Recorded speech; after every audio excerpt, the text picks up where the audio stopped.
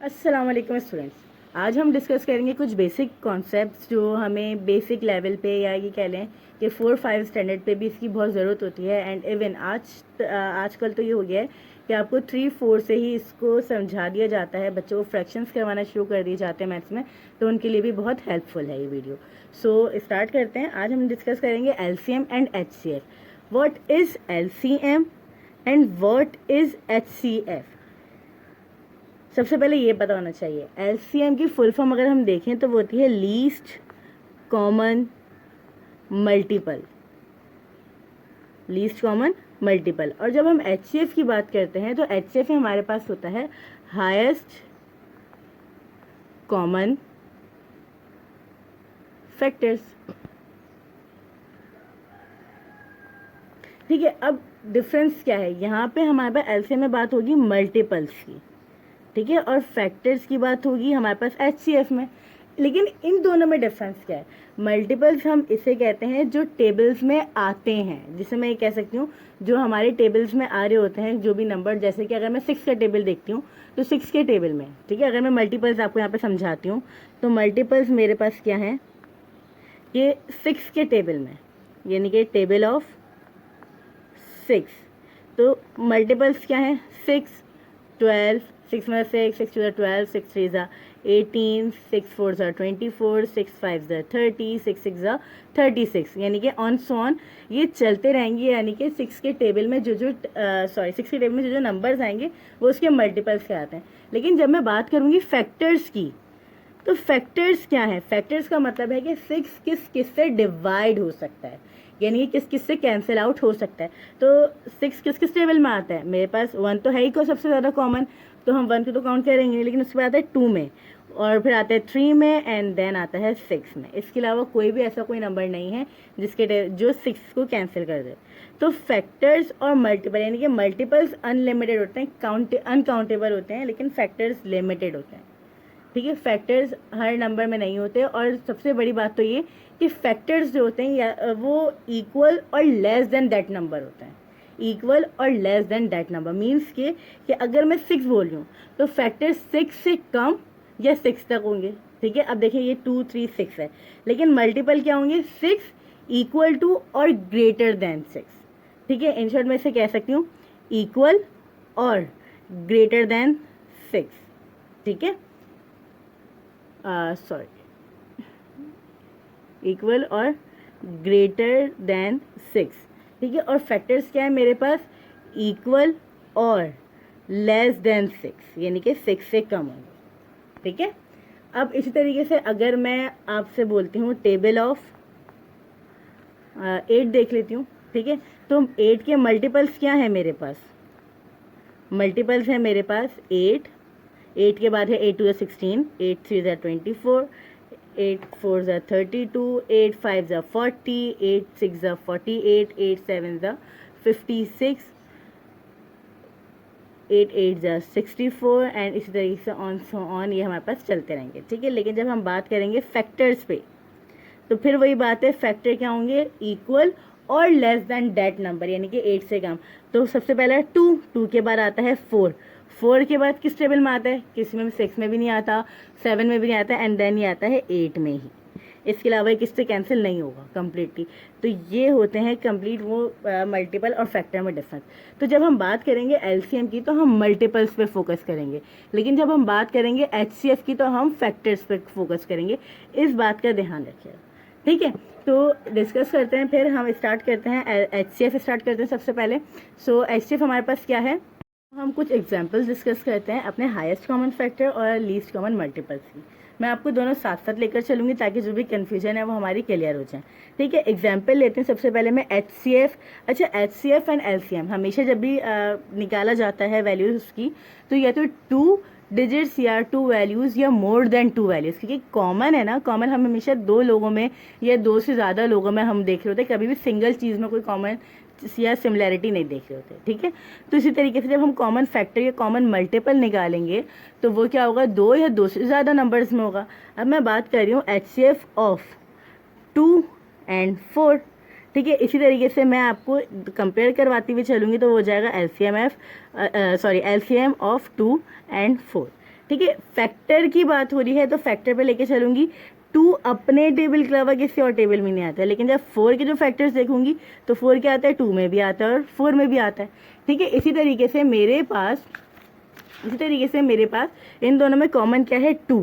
तो मेरे पास HCF क्या हो जाएगा इसका, 2। ठीक है, लेकिन जब मैं बात करूंगी LCM की तो 2 के मल्टीपल्स, LCM है ना, मल्टीपल्स की बात हो रही है, तो मैं 2 के मल्टीपल्स देखूंगी। अब देखें 2 के मल्टीपल 2, फिर 2 के बाद 2 1 ज़ा 2, 2 2 ज़ा 4, 2 3 ज़ा 6, 2 4 ज़ा 8, 2 5 ज़ा 10, 2 6 ज़ा 12 एंड सो ऑन, इस तरह चलते रहेंगे। लेकिन जब मैं बात करूंगी 4 के मल्टीपल्स तो 4 1 ज़ा 4, 4 2 ज़ा 8, 4 3 ज़ा 12, 4 4 ज़ा 16, 4 5 ज़ा 20। ठीक है, अब देखें दोनों में सबसे पहले मल्टीपल की बात हो रही है, मल्टीपल एंड कॉमन मल्टीपल। अब कॉमन मल्टीपल मैं देखती हूँ तो मेरे पास यहाँ पे 4 भी है, उसके बाद 12 भी है। ठीक है, लेकिन जब स्टार्टिंग में क्या आ रहा है, LCM यानी कि लीस्ट कॉमन मल्टीपल, यानी सबसे कम, सबसे छोटा कॉमन मल्टीपल। ठीक है, तो सबसे छोटा कॉमन मल्टीपल क्या है, वो है 4। ठीक है, तो मेरे पास LCM क्या हो गया इसका, 4। अब दोनों में डिफरेंस देखें, हाईएस्ट कॉमन फैक्टर 2 है और LCM क्या है, 4। ठीक है, एक और एग्जांपल हम इसकी डिस्कस कर लेते हैं। अगर मैं उसमें बात करती हूँ आपसे HCF ऑफ मैं बात करती हूँ 6 एंड 8, इस तरीके से मैं LCM ऑफ 6 एंड 8 की बात करूँगी तो मुझे सबसे पहले फैक्टर्स निकालने हैं 6 के, यानी कि 6 किस किस से डिवाइड हो सकता है, तो वो होता है 2 से, 3 से एंड 6 से। और 8 किस किस से डिवाइड हो सकता है, 2 से हो सकता है, 4 से हो सकता है एंड देन 8 से। इसी तरीके से जब मैं बात करूँगी मल्टीपल की, मैं कंपेयर करवा रही हूँ, इसके साथ साथ लिखती भी जा रही हूँ। तो 6 के मल्टीपल्स क्या है, 6 1 ज़ा 6, 6 2 ज़ा 12, 6 3 ज़ा 18, 6 4 ज़ा 24, 6 5 ज़ा 30, 6 6 ज़ा 36, 6 7 ज़ा 42 एंड सो ऑन, ये चलते रहेंगे। फिर मैं 8 की बात करूँगी तो 8 में मेरे पास क्या क्या है, 8 1 ज़ा 8, 8 2 ज़ा 16, 8 3 ज़ा 24, 8 4 ज़ा 32, 8 5 ज़ा 40, 8 6 ज़ा 48 एंड सो ऑन, ये भी चलता जाएगा। तो अब देखें फैक्टर, जब HCF की बात करूँगी तो इसमें common factor, highest common factor, तो अभी तो सिर्फ कॉमन एक ही है, इसमें कोई कंपैरिजन नहीं है कि और कोई भी फैक्टर अगर और भी कुछ कॉमन होता है तो उसमें हाईएस्ट सबसे बड़ा वाला फैक्टर देखूंगी, उसकी भी हम एग्जांपल्स करेंगे। तो मेरे पास HCF इसका भी क्या आ गया, 2। लेकिन जब मैं इसके LCM की बात करूँगी तो LCM मेरे पास क्या आ जाएगा, लीस्ट कॉमन मल्टीपल। 6 नहीं है, 12 भी नहीं है, 18 भी नहीं है, 24, एक तो ये आ गया 24। ठीक है, उसके बाद क्या है, 30, 36, 42, अच्छा इसमें 48 भी आता। ठीक है, वो मैं इसलिए लिखी ताकि आपको कन्फ्यूजन जो है वो क्लियर हो जाए। इसमें भी 48 है, इसमें भी 48 है, लेकिन बात क्या है, लीस्ट कॉमन मल्टीपल यानी कि सबसे छोटा और कॉमन मल्टीपल, तो वो क्या हो जाएगा, 24। तो अब आप डिफरेंस चेक करें, अगर मैं HCF ऑफ 6 एंड 8 की बात कर रही हूँ तो वो 2 है, लेकिन जब मैं LCM ऑफ 6 एंड 8 की बात करूँगी तो वो 24 है। ठीक है, इसी तरीके से एक और एक लास्ट एग्जांपल हम डिस्कस कर लेते हैं। उसमें अगर मैं आपसे कहती हूँ HCF ऑफ 12 एंड 14, इसी तरीके से मैं बोलूँगी LCM ऑफ 12 एंड 14। ठीक है, मेरे पास अब HCF देखते हैं, सॉरी फैक्टर्स देखेंगे तो किसके, सबसे पहले देखूंगी 12 के, तो 12 किस किस टेबल में आता है यानी कि डिवाइड हो सकता है सॉरी, किस किस टेबल में आते हैं यानी कि डिवाइड हो सकता है। तो 2 के टेबल में होता है, 3 के टेबल में आ सकता है, 4 से, 6 से एंड देन 12 से। लेकिन 14 किस किस टेबल में आता है, 14 आता है 2 के टेबल में, 7 के टेबल में एंड देन 14 के टेबल में। ठीक है, अब इन दोनों में क्या कॉमन है, इनमें भी सिर्फ 2 ही कॉमन है। ठीक है, तो इसका भी HCF क्या हो जाएगा, 2।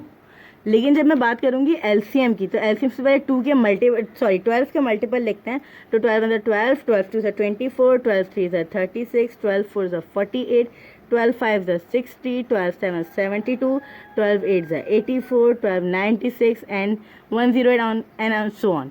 इस तरह 14 की जब मैं बात करूंगी तो 14 के मल्टीपल्स देखते हैं। 14 1 14, 14 2 28, 14 3 42, 14 4 56 एंड 56 के बाद हमारे पास 14 5 70, 14 6 84, 14 7 6 हो गया, 7 है, 7 98, देन 112, इस तरह ये ऑन सो ऑन चलते जाएंगे।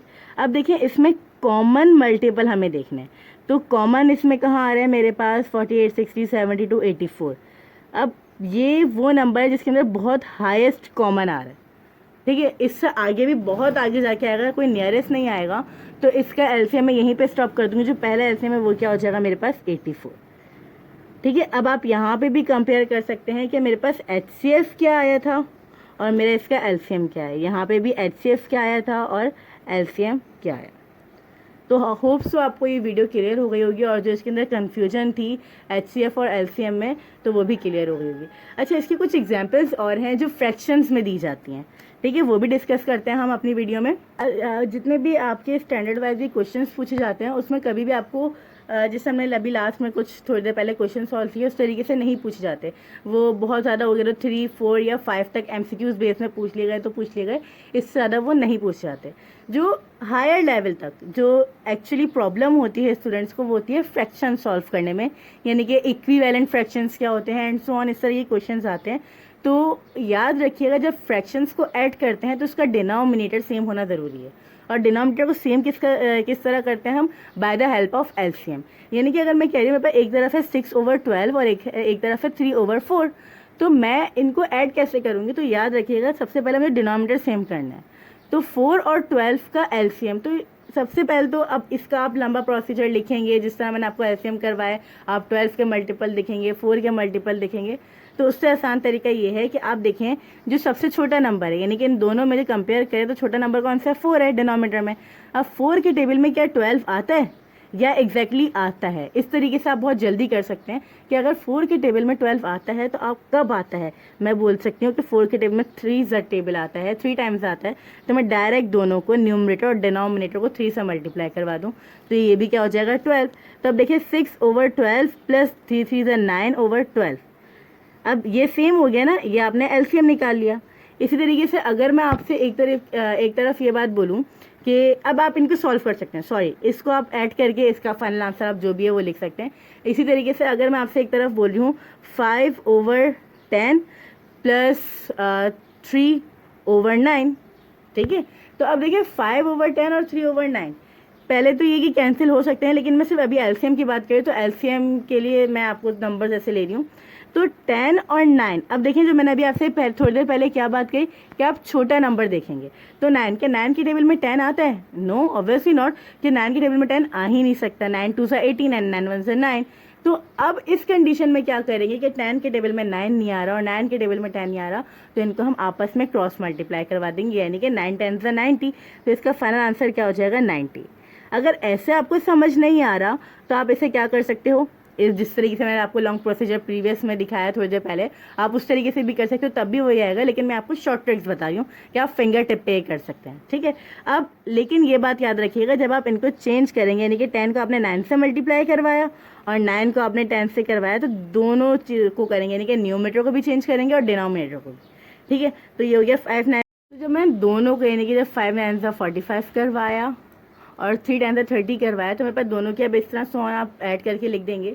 यानी कि एलसीएम मैं आपको बता रही हूँ किस तरीके से, एक नंबर अगर मैं आपकी जैसे सपोज लेती हूँ कि ऐसा नंबर जो दोनों टेबल्स में आता है, लेकिन मतलब लेट्स सपोज मैं आपको एग्जांपल दिखाती हूँ कि अगर मैं बोल रही हूँ एक जगह मेरे पास है 4/6, एंड जिस तरह मैं अभी एलसीएम हमने लिया लास्ट 8, उसका प्लस कर लेते हैं या माइनस कर लें, आप कुछ भी ले लें, एंड 3/8, ठीक है। तो अब देखिए इसमें क्या है, अब फटाफट आप, यानी कि ट्रिक्स होनी चाहिए ना आपको, जल्दी आपको टेबल्स याद होने चाहिए, तो आप फटाफट देखेंगे 6 1 6 6 2 12 6 3 18 6 4 24 पे स्टॉप, 8 1, इस तरीके से 8 1 8 8 2 16 8 3 24, एंड अब आप 24 देखेंगे, यानी कि दोनों के उसमें 24। तो अब आप ज़रा चेक करें कि 24 6 के टेबल में कब आता है और 24 8 के टेबल में कब आता है, डिवाइड करके देख लें, 6 1 6 6 4 24 8 1 8 8 3, यानी कि मैं 6 को 4 से मल्टीप्लाई करवाऊँ और 8 को मैं 3 से करवाऊँ, तो मेरे पास डिनोमिनेटर सेम हो जाएंगे। तो जब मैं डिनोमिनेटर को चेंज करूँगी तो न्यूमरेटर को भी चेंज करना मस्ट है, ये बात याद रखिएगा, मैं बार बार बोल रही हूँ, डिनोमिनेटर चेंज होगा तो न्यूमरेटर भी चेंज होगा, ठीक है। तो ये हो जाएगा आपके पास 16/24 प्लस 9/24, तो यहाँ पे भी इनका क्या हो गया, डिनोमिनेटर सेम। एलसीएम हमेशा डिनोमिनेटर का लिया जाएगा, न्यूमरेटर का नहीं लिया जाता। होप सो आपको यहाँ तक बहुत अच्छे से क्लियर हो गया होगा एलसीएम और एचसीएफ में डिफरेंस, और बहुत ट्रिकली आपने एलसीएम कैलकुलेट करना भी सीख लिया होगा। सो अगर आपको वीडियो पसंद आई तो लाइक एंड शेयर कीजिए। अल्लाह हाफिज़, टेक केयर, मिलते हैं अपनी अगली वीडियो में।